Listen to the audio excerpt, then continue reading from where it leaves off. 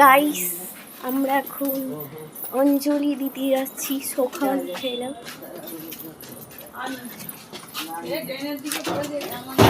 আমি একটা south Indian look create করেছি আজকে, কেমন লাগছে?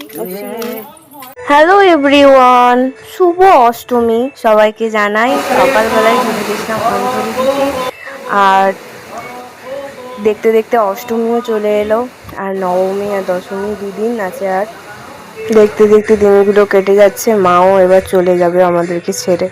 কতটা কষ্টের না, পুজো পুজো ব্যাস পুজো কেটে গেল।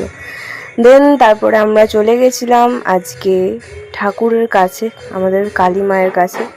দেন একটা খুব সুন্দর ঠাকুরের মূর্তি দেখতে, ঠাকুরকে পুরো বেনারসি দিয়ে সাজানো হয়েছিল, আর এখানে হচ্ছিল প্রসাদ বিতরণ। আর এটা হচ্ছে আমার মায়ের স্কুল, আর মায়ের স্কুলের সামনে একটা খুব সুন্দর পুজো হয়।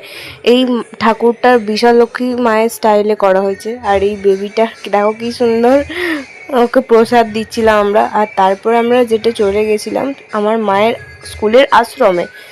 পুরো জায়গাটা এত সুন্দর লাগছিল গাইস, কি বলবো, যেন বেলুড় মঠ, স্বয়ং বেলুড় মঠ থেকে এসেছিলেন মহারাজরা। আর বেলুড় মঠ যেন বেলুড় মঠে যেমনভাবে পুজো হয় না, সেইভাবে পুজো হচ্ছিলো, পুরো মনটা ভরে গেল।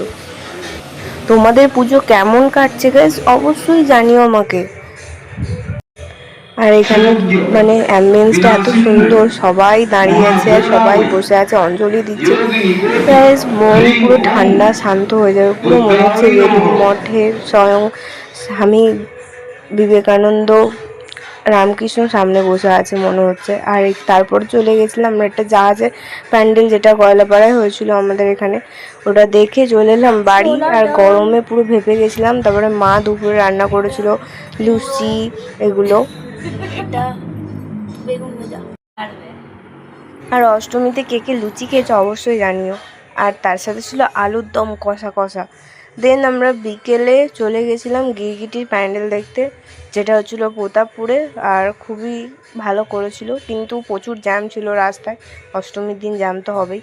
দেন তারপরে আমরা ওখান থেকে চলে গেছিলাম শ্রীপুরের ইয়ংস্টার ক্লাবের ঠাকুরটা দেখতে।